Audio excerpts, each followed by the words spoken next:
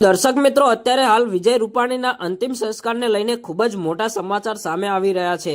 તો મિત્રો, તમને ખબર હશે કે કાલે રાજકોટની અંદર આપણા વિજય રૂપાણીના અંતિમ યાત્રાનું આયોજન રાખેલું હતું અને મિત્રો એમના અંતિમ યાત્રાના પછી તેમના અગ્નિ સંસ્કાર પણ થવાના હતા। પણ મિત્રો, અગ્નિ સંસ્કાર થાય એ પહેલા એવી ઘટના બની કે તમે જાણીને ચોંકી જશો અને અત્યારે હાલ સોશિયલ મીડિયામાં એ વિડીયો ખૂબ જ વાયરલ થઈ રહ્યા છે।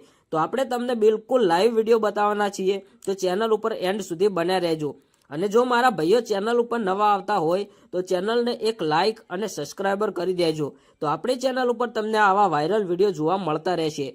તો તમને ખબર હશે કે થોડા દિવસો પહેલા અમદાવાદથી જે લંડન પ્લેન જઈ રહ્યું હતું એની અંદર આપણા વિજયભાઈ રૂપાણી સહિત 200 થી 300 લોકો અવસાન પામ્યા। એના પછી મિત્રો જે પણ લોકો ત્યાં મૃત્યુ પામ્યા હતા, ઘાયલ થયા હતા, એ બધાને મિત્રો અમદાવાદની સિવિલ હોસ્પિટલની અંદર દાખલ કરવામાં આવ્યા હતા અને મિત્રો તેમના ચહેરા એવા થઈ ગયા હતા કે કોઈની બોડી જોઈને ઓળખી ના શકાય કે આ મારો સંબંધી છે કે આ માણસ છે। એના પછી મિત્રો તેમના ડીએનએ ટેસ્ટ કર્યા।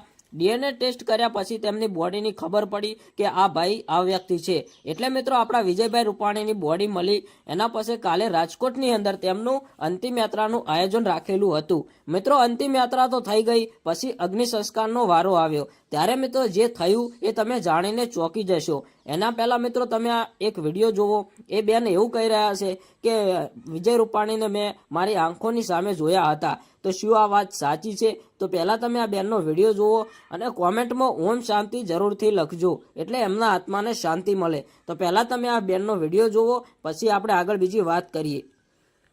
પહેલા જોરથી વિમાન આવ્યું ને એવા આમાં અંદર કેરીઓ રિપેરિંગ કરતા હતા, કેરીઓ હોજ કરતા, પછી એમાં જોરથી વિમાન આવ્યું એવા બે ગયા। કેટલું જોરથી વિમાન આવ્યું એવું હમણાં અંદરથી આવતા તો બાલીકોર ફૂટી ગયું વિમાન।